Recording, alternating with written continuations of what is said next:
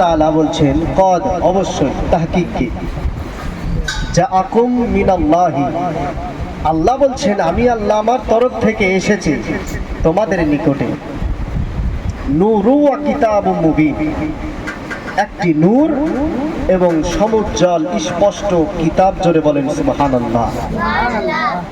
বিরাদরান ইসলাম, আজিজানে মুহতারাম, এখানে দুটো জিনিস আমাদেরকে খুব সুন্দরভাবে বুঝতে হবে।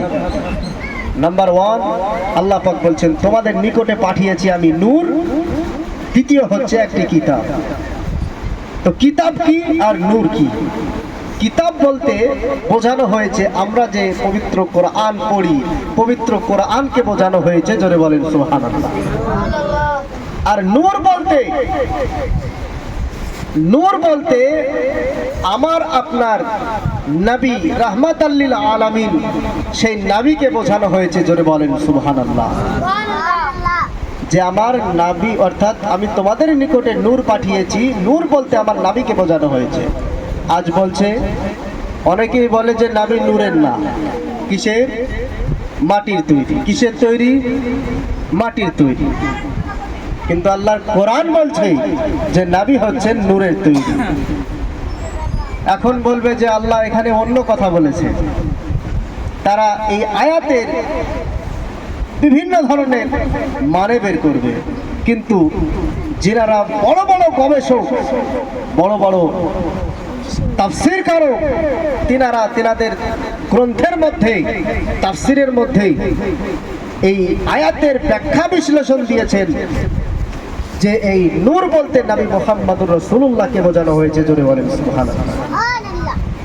তাফসীরে জালালাইন খুলে দেখুন, তাফসীরে জালালাইনের মধ্যে লেখা আছে, তাফসীরে সাবির মধ্যে লেখা আছে, তাফসীরে বাইজাবির মধ্যে লেখা আছে, তাফসীরে আপনার খাজিনের মধ্যে লেখা আছে, তাফসীরে ইবনে আব্বাস পর্যন্ত সমস্ত তাফসীরের মধ্যে এই আয়াতের আপনার ব্যাখ্যায় লিখেছেন যে এই আয়াত নূর বলতে আমার নবী মুস্তাফাকে বোঝানো হয়েছে। জোরে বলেন সুবহানাল্লাহ। আমার নবী মুস্তাফাকে বোঝানো হয়েছে। আর আজ মোল্লারা বলে যে নবী নূরের না। আচ্ছা, আমার একটা সাধারণ প্রশ্ন, ছোট্ট প্রশ্ন আপনার কাছে, যদি নবী নূর নাই হবে, তবে আমরা অনেক হাদিসে দেখেছি, অনেক হাদিসে পড়েছি, আমরা অনেকেই হয়তো শুনেছি যে আল্লাহর নবী সাল্লাল্লাহু আলাইহি ওয়াসাল্লাম যখন জমিনে চলাফেরা করতেন, তিনার কোনো ছায়া পড়তো না জমিনে। জোরে বলেন সুবহানাল্লাহ। নবীর কোনো ছায়া ছিল? নবীর কোনো ছায়া ছিল? নবীর কোনো ছায়া ছিল না। তাহলে এখানে আমরা কোনো আলোর সামনে, কোনো লাইটের সামনে, কোনো আপনার সূর্যের সামনে যদি আমরা দাঁড়াই, তো আমরা নিজেরা নিজেদের ছায়া দেখতে পাই, পাই না? যে কোনো জিনিসের আমরা ছায়া দেখতে পাই, কিন্তু বলেন আল্লাহ রাসূলের ছায়া কেন ছিল না? তার মানে বুঝতে হবে যে আল্লাহর নবী সাল্লাল্লাহু আলাইহি ওয়াসাল্লাম মাটির নয়, অর্থাৎ নবী হচ্ছেন নূরের তৈরি। জোরে বলেন সুবহানাল্লাহ।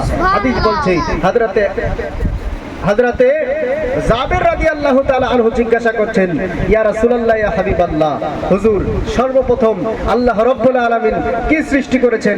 নবী আমার বললেন, আউয়ালু মা খালাকাল্লাহু নূরি, আল্লাহ রাব্বুল আলামিন সর্বপ্রথমে আমি নবী আমার নূরকে তেনার নূর থেকে তৈরি করেছে। জোরে বলেন সুবহানাল্লাহ।